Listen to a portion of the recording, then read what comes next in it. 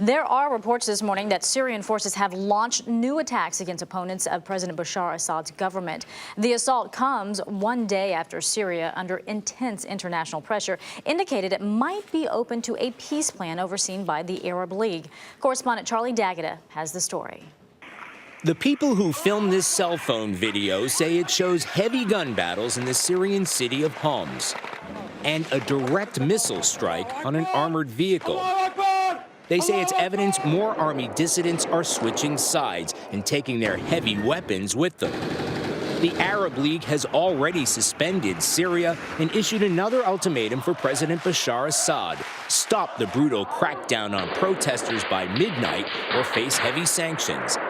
Damascus has agreed in principle to let 40 outside observers into Syria to prove troops have pulled back from restive areas. It's far fewer than the 500 the Arab League had called for. Opposition activists say the regime is just stalling.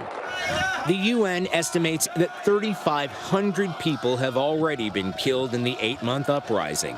The regime blames the violence on the work of armed gangs.